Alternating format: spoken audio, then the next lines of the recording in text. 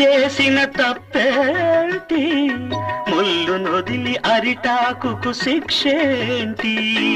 తప్పు నాది కాదంటే లోకం ఒప్పుతుందా